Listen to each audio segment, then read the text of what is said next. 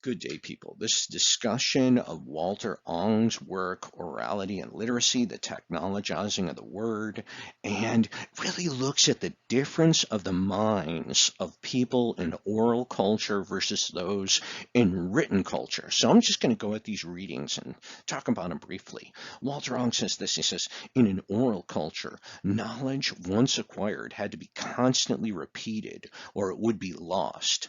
Fixed formulaic thought patterns were essential for wisdom and effective administration.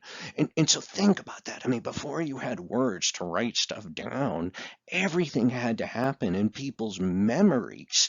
And because of that, the shape of communication would be designed to be remembered. So stuff like proverbs and maxims and the voice itself in its shape would be more dramatized. That is the time of like the muse and the bard, this idea of the kind of singer of tales, the great storyteller, right? So whenever you have a kind of histrionic or a dramatic quality of the voice, it's really a kind of throwback to our oral ancestors and the sort of creation of language.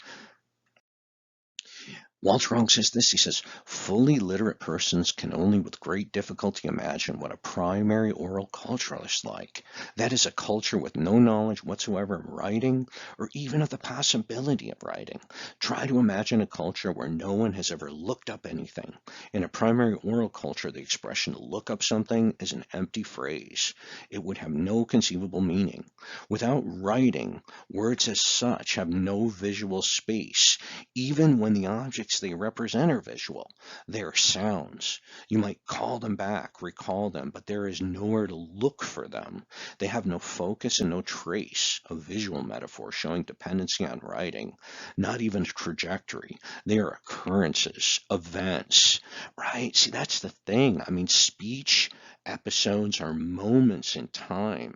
And when you say the word, it's already gone. That's not the case with writing. With writing, you can dissect. Visual is a dissecting sense. And with writing, you could go back and reread the passage over and over and over again. And, in oral culture, right? I mean, you could say what, but it's very much not the same thing. And the other thing to remember, like in oral culture, you need someone else to talk to. I mean, that's it. With writing, it's a solitary activity. Reading and writing, right? They're not social. I mean, you can write to someone. People write to be read by others, but the act of writing and the act of reading, they happen alone. Uh, Walter on continues. He says, in a primary oral culture, to solve effectively the problem of retaining and retrieving carefully articulated thought, you have to do your thinking in mnemonic patterns shaped for ready oral recurrence, right? Mnemonic means memory. And so this idea of, think of how certain maxims, you sort of can't forget them, right? A penny saved is a penny earned, right? Early to bed, early to rise makes a man healthy, wealthy, and wise. And those are Ben Franklin's maxims, and they're easy.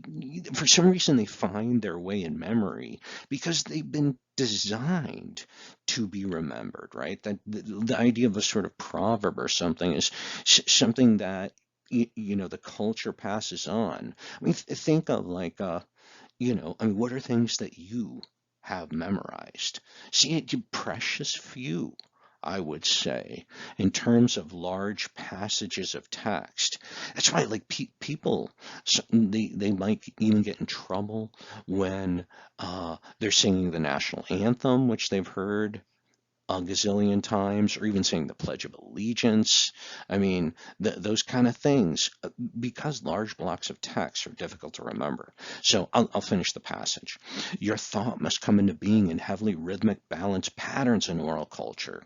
In repetitions or antitheses, right? Oppositions, in alliterations and assonances, right? An alliteration is, like when the word begins with the same consonant or rhymes with the same vowel. I mean, I think you can imagine rhymes would have been really critical in oral culture, right? And he continues, he said, like an epithetic or other formulary expressions in standard thematic settings, the assembly, the meal, the duel, the hero's helper, and so on, right? So it dramatized these situations. He continues, he says, in proverbs, which are readily heard by everyone so that they come to mind readily and which themselves are patterned for attention and ready recall or in other mnemonic form. Serious thought is intertwined with memory systems. Mnemonic needs determine even syntax or the shape of the words themselves. That's what he's saying, right? I mean, certain words were, it's a kind of evolutionary battle uh, about what is going to get passed on. So, I mean, when we say there's a kind of arbitrariness to language, that table could have been called other things, but then it got reified as table. It's solidified. And an oral culture experience is intellectualized mnemonically to be remembered, right? Memory. When all verbal communication must be by direct word of mouth, involved in the give and take dynamics of sound, interpersonal relations are kept high, both attractions and even more antagonisms. See, in oral culture, people are not standoffish. It's not like book culture. In oral culture, what he's saying is you have to be a dynamic, gregarious personality. This and people would have been subjected to others all the time. The collective, the group is a function of orality. Primary orality fosters personality structures that in certain ways are more communal and externalized and less introspective than those common among literates. Oral communication unites people in groups. Writing and reading are solitary activities that throw the psyche back on itself. Colorless personalities cannot survive oral mnemonics. And so what he's saying here is that I mean, the word is a social phenomena. The spoken word is a social phenomena in a way that the written word is not.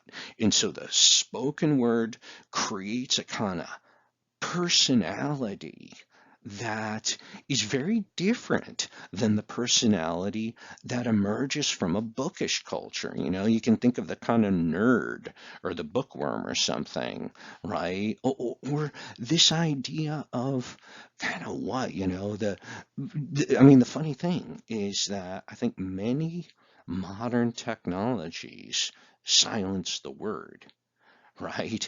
And that you as a student are kind of moving further and further away from the technology of the voice in oral culture, right? You're much more likely to receive the information in a passive form. I mean, I'm sure you talk with your friends and that kind of stuff, but more and more our speech is replaced by things like texting and Twitter and Facebook, and it's kind of an interesting thing to think about, I think.